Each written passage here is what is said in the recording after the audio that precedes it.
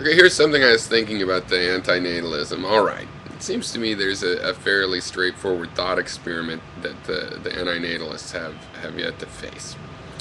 And that is that if the objective value is on the suffering and it's actually on the fact that people are miserable and depressed, how they react to the damage. In other words, it's not the damage, right, is the problem. It's the suffering.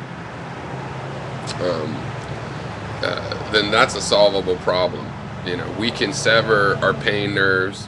Let's just, for the thought experiment, go one better. Let's say that we genetically modify ourselves so we do no longer feel unpleasant sensations.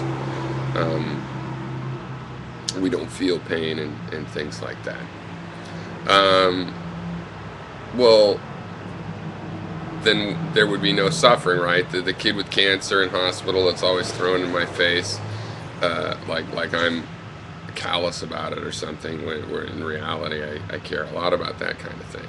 According to this antinatalist argument that's developing, um, if they weren't in pain, then they would just be, dealing with the fact that maybe they wouldn't exist and they wouldn't have any pain then either.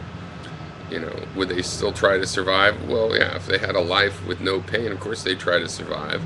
And if it failed, instead of dying in mountains and mountains of misery and pain, they'd simply cease to be. So if you had a world like this where nobody felt any pain, then the antinatalists lose this argument. And that's obviously, actually, not that far off of a possibility. You do it right now by severing our pain nerves, and just most pain would go away. Some uncomfortable things would still remain, and that requires the thought experiment to imagine. But well, that could be done, and then all the destruction and pain and damage to our bodies, it's not suffering. Okay. Now, given that situation, where is the argument that we shouldn't live? I think it's vanished. There's other issues and reasons we don't actually take this course.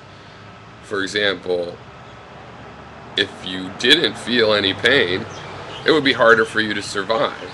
So the basic question is having pain systems, working pain systems, worth the pain when the payoff is that you get to survive? Or would you rather live with no pain and just take your chances on not, cutting yourself and bleeding to death without noticing?